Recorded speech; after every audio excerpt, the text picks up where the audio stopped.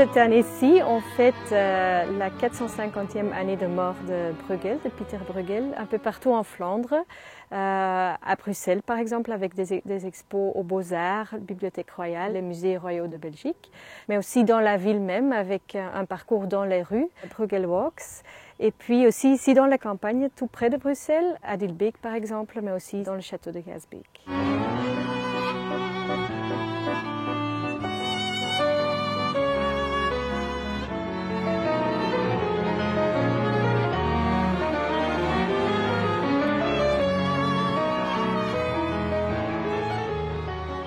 Ici, au château de Gaasbeek, on a l'expo Feast of Fools, la fête des fous.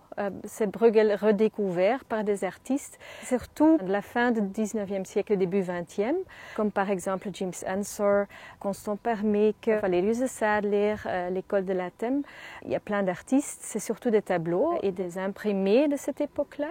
Et puis, avec deux curateurs, on a aussi engagé des artistes contemporains qui reflètent en fait sur le travail de Bruegel. Et là, on parle de peinture, mais aussi de la photographie ou des installations surtout.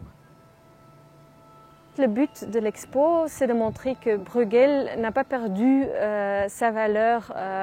Les thèmes dont il a parlé, c'est encore très actuel aujourd'hui.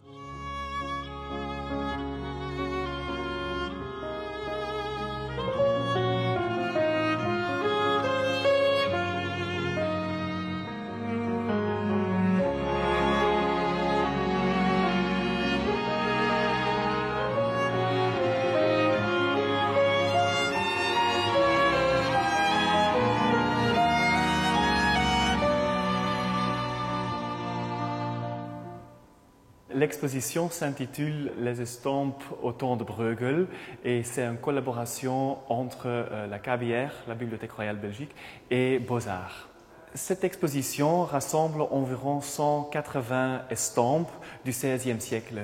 Nous avons ici des objets ou des œuvres par Albrecht Dürer, nous avons des œuvres par Pierre Koekkoek-Dallos, qui est le beau-père de Bruegel. Évidemment, nous avons aussi Bruegel et après nous avons des estampes dans le style de Jérôme Bosch et collaborateurs.